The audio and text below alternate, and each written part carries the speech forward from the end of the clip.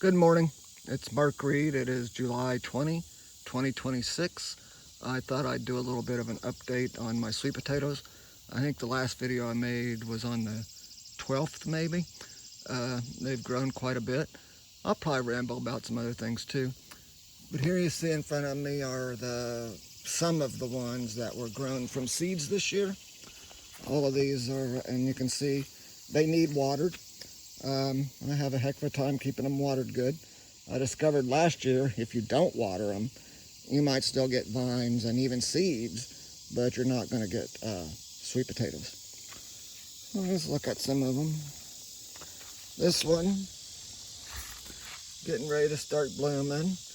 Its vine habit is a little bit more viney, less bushy than I really like. You see some of them are wilting in the sun. The ones with purple leaves, of course, do that worse than the ones with green leaves. It doesn't necessarily mean they're thirsting for water, but these do need watered.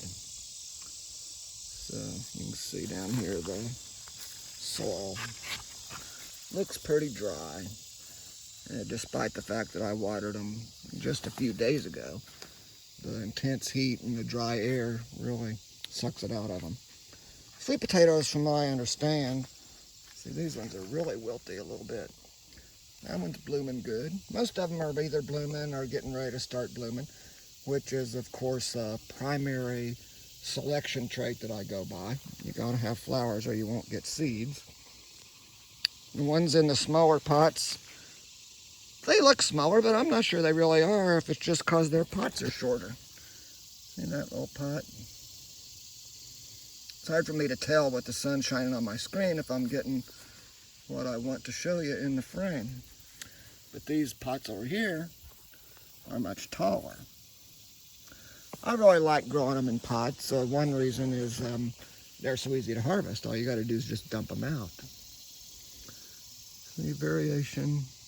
I've never selected specifically for anything related to the leaves. I select for the traits that I like, and apparently just by chance this fairly normal looking heart-shaped leaf is what most often shows up.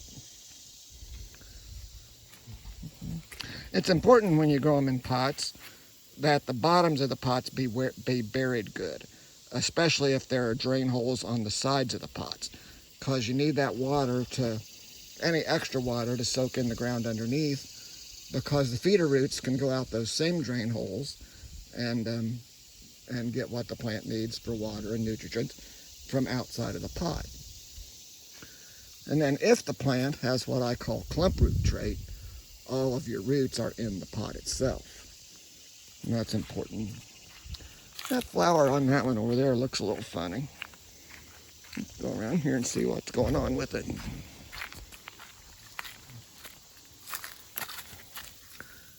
Huh.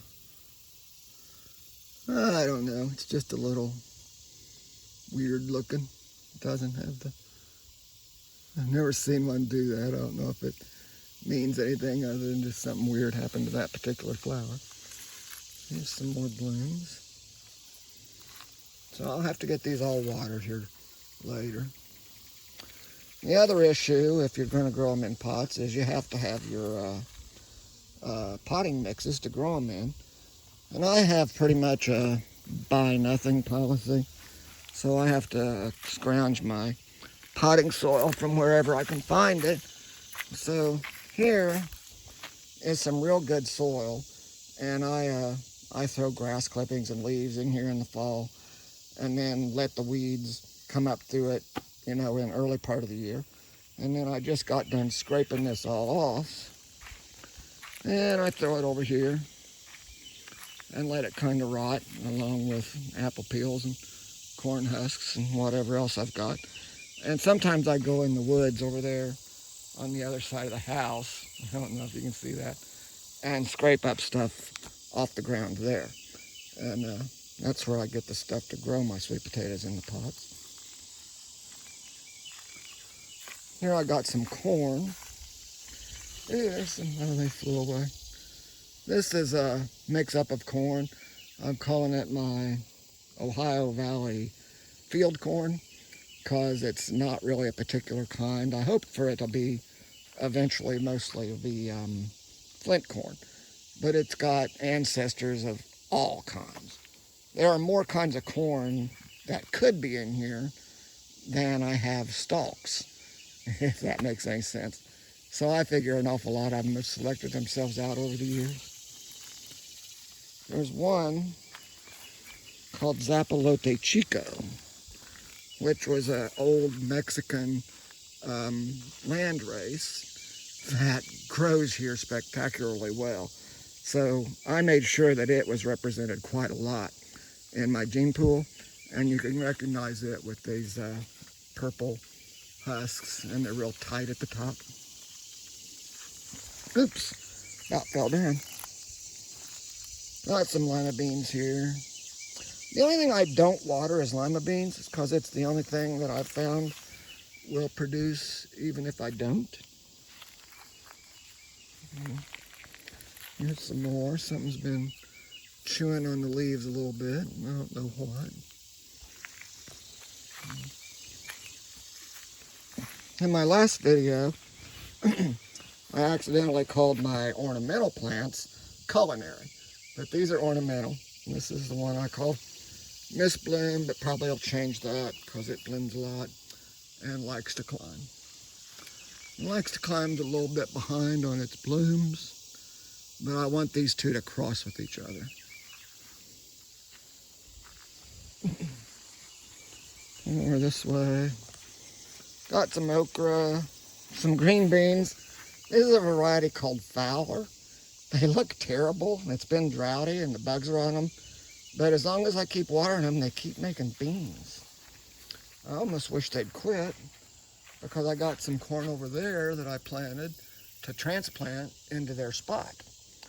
I may just go ahead and plant the corn between the rows and go on with it. There's some tomatoes. Those are the result of a cross that a friend of mine did. He took some of my old heirloom types that I like a lot and crossed them with some others. And they're coming out pretty darn good. I don't know if you can see those bright yellow ones there.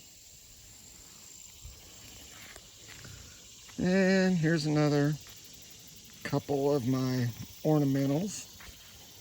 I just squashed a Japanese beetle here not long ago. I like to leave their dead bodies on there because I think maybe it deters other ones from coming. They mostly like the darker leaves, the Japanese beetles do. You see how this one's wilting in the sun? And then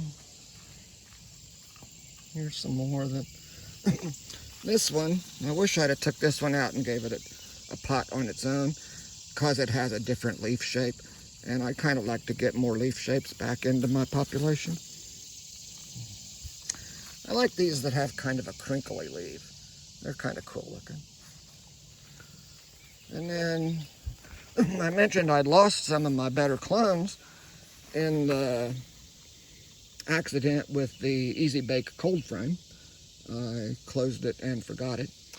But 4 of my 9 survived, and I've got 3 of them in here, hoping that they'll cross with each other. I left the other one out because its vines are a little more long, viney than I like. So this is number 10. It's my favorite as far as storage and flavor. This one, V25, means it volunteered last year. And then V24 there, volunteered in 24. So, not much more than a week ago, I just cut these off of bigger plants and stuck them in here and watered them good, and they're taking off. Now, of course, a bee can fly from any other plant in this garden to there, but the bees are very orderly about their pollination. They don't like to fly all the way across the garden to another plant. They go from one flower to the closest next flower, and so most of your cross-pollination happens between immediate neighbors. And then my in-the-ground patch is getting kind of out of hand. So It'll be a problem when it comes time to harvest these, making sure that I can tell which root, came from which plant.